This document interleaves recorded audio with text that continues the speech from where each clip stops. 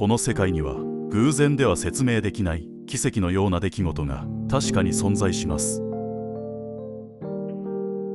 1979年、アメリカ・ミネソタ州ミネソタ大学で人間の行動や性格を研究していた心理学者トーマス・ブシャール博士は、ある出来事に強い衝撃を受けました。向かい合った2人はまるで鏡を見ているように似ている。しかし彼らは双子だと知らないまま39年間を別々の人生で生きてきたというのです。しかも2人の人生は説明のつかないほどよく似ていました。自分と全く同じ人生を歩んできた人間がいるらしいんです。一人の男性がこう語り始めました。その内容はにわかには信じがたいものでした。まず名前です。この2人は生まれてすぐ別々の家庭に養子として迎えられました。住んでいる州も環境も違う、全く無関係の別々の両親のもとで育てられます。それなのにそれぞれの家庭で全く同じ名前が付けられました。ジェームズ。幼い頃から2人はどちらもジム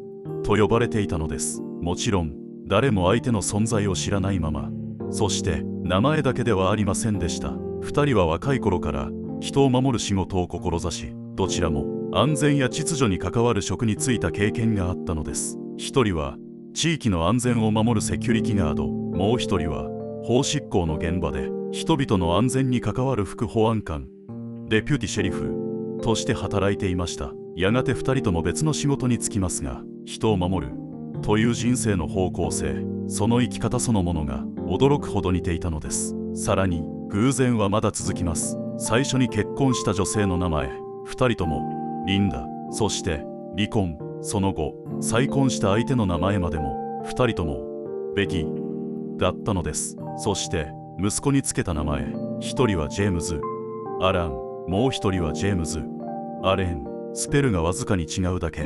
ここまで一致してもまだ偶然と言えるのでしょうか。しかし本当に奇妙だったのはもっと細かい部分でした。2人はどちらも慢性的な頭痛持ち、さらに考え事をしている時や運転中、気づくと無意識に爪を噛んでしまう癖がありました。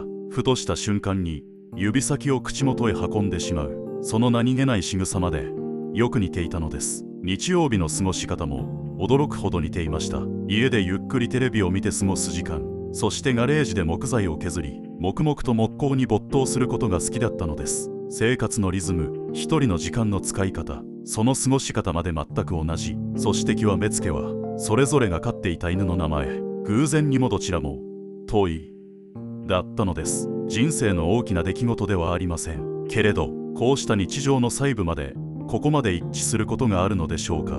この不思議な再会はやがて新聞やテレビで全米に報じられました。そのニュースを目にし強い関心を抱いた人物がいました。心理学者トーマス・ブシャール博士です。当時博士はある疑問を追い続けていました。人の性格や人生は育った環境と生まれ持った遺伝子のどちらに強く影響されるのか。そして目の前に現れたこの2人はその問いに真正面から答えてくれる存在だったのです。博士は2人をミネソタ大学へ招き、数日間にわたる徹底的な調査を行いました。性格テスト、知能検査、行動観察、生活習慣の聞き取り、そしてその調査の結果は研究者たちを本当に驚かせたのはテストそのものではありません。出てきた結果でした。性格の傾向、物事の考え方、価値観、そして感情の反応パターン、統計的に見ても異常なほどの一致が次々確認されたのです。研究者たちは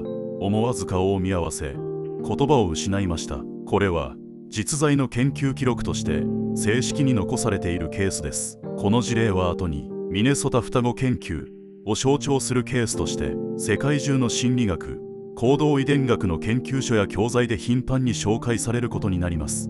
なぜここまで2人の人生が一致したのか。研究者たちは一つの可能性に目を向けます。それが遺伝子の影響。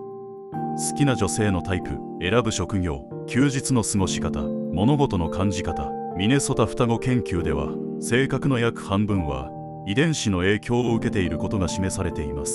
それはつまり私たちの考え方や好みも生まれる前からある程度決まっている可能性があるということです。人は思っている以上に生まれ持った遺伝子に導かれて人生の選択をしているのかもしれない。しかしそれでも説明のつかない一致が残りました。別々に育った2人が同じ名前を与えられ、同じ犬の名前を付け、同じような人生の節目を経験していたこと、研究者でさえこう語っています。ここまでの一致は極めて珍しい。2人のジムは後にこう語っています。まるで別々の場所で同じ脚本を渡されて生きてきたようだ。2人が初めて顔を合わせた時、互いの人生の話を交わしながら、信じられない一致点に言葉を失う瞬間が何度もありました。ブシャール博士自身、初対面の席で2人の爪の状態を見て驚いたと語っています。ここに答えがある、そう直感したというのです。養父母も元の家庭も双子が存在することすら知らずに生きてきました。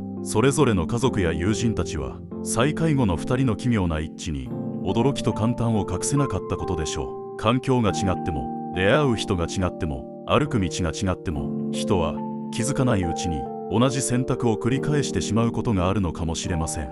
偶然とは思えない一致、離れていてもつながっていた人生、それは遺伝子が導いた奇跡だったのか。再会の後、2人は互いの人生を語り合い、笑い合い、数十年ぶりにできた兄弟としてその後も交流を続けたといいます。もしかすると私たちも気づかないどこかで自分の遺伝子に導かれながら今日という一日を選んでいるのかもしれません。この世界には確率だけでは説明できない出来事が確かに存在します。ジム・ツインズの物語はそのことを静かに教えてくれているのかもしれません。この世界は私たちが気づかないだけで奇跡のような偶然に満ちています。